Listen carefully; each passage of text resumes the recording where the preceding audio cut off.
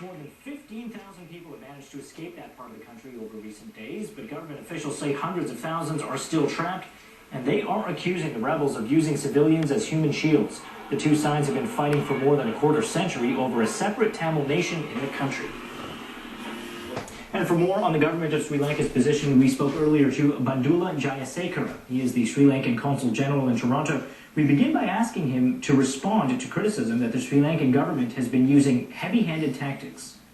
The innocent Sri Lankans have suffered in the hands of this brutal terrorist organization, the Tamil Tigers. What the government is doing is liberating them from the clutches of the Tamil Tigers. What's happening is the last phase, because most of these people, like we liberated the east from the Tamil Tigers, now we are liberating the north and most of the little area which they are coming, which they have been used as human shields for several years by the Tamil Tigers. Now, if that's the case, and if you are liberating these parts of the country, why not open it up? Why not let journalists go in and see firsthand what's going on? No, because what happens is finally what the unfortunate situation is, there are groups, there are journalists have gone in, like there have been Canadian journalists who have gone in, like from the National Post.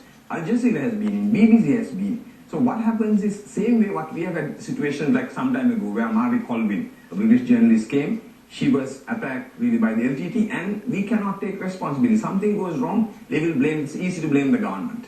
But right now what happens is we are concerned about our people. We want to liberate them, and they are moving into the safe zones. Now you said you want to liberate them, but you know the part of a free press is to go in and to monitor these things and to show these things, and if that's the case, and if there are no heavy-handed tactics going on, why not open it up for those journalists who are willing to take those risks and show the world what's going on? But it's happening right now. It is not, we can't, you know, what happens is we are trying to protect the civilians, and we can't, you know, take responsibility to protect the journalists. Something goes wrong, it is always twisted back.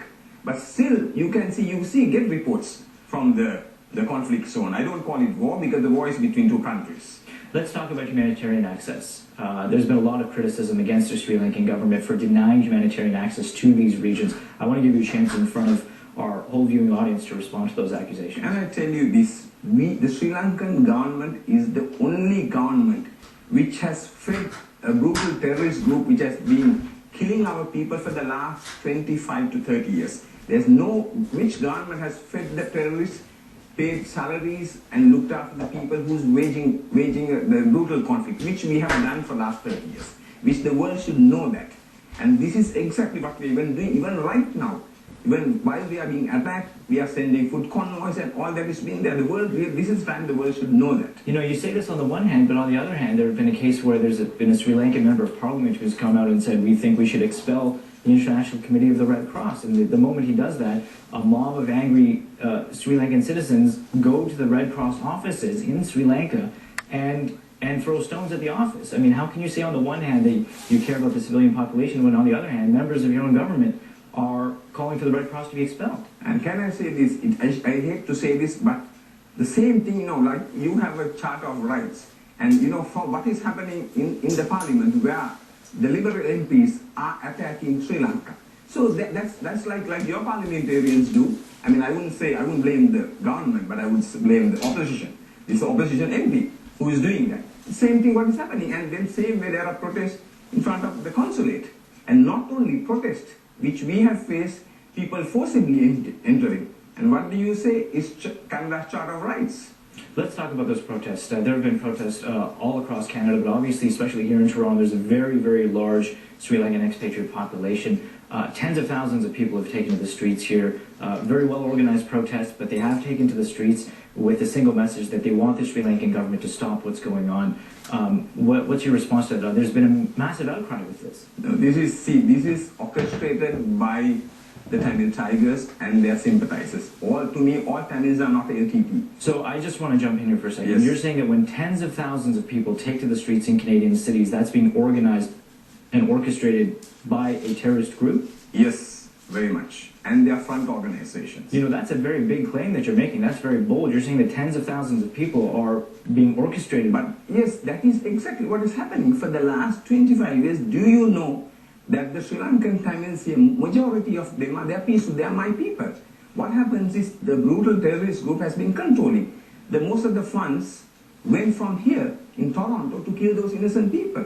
I mean, that's exactly why Canada banned the Tamil Tigers as a terrorist organization. Not only that, they banned the WTM, the World Tamil Movement, which was one of the fronts. So they have so many fronts. So it's very sad that right here in Toronto, those innocent Sri Lankan Tamils are suffering because they are scared. They are scared. My consulate pay over $40,000 of pension to these people. They come to the consulate for the people, and the majority of them are Sri Lankan Tamils. All these people, do you know that a Sri Lankan Tamil astrologer was brutally dragged out when he attended the Sri Lankan Day Festival at Harbourfront recently? Because he was astrologer, he was doing business, and they brutally dragged him out. That's what is happening right here. All right, Mr. Jayasekara, these are certainly very contentious issues, but I'd like to thank you for coming in and giving us the Sri Lankan government's official position on this. Thank you very much. Thank you.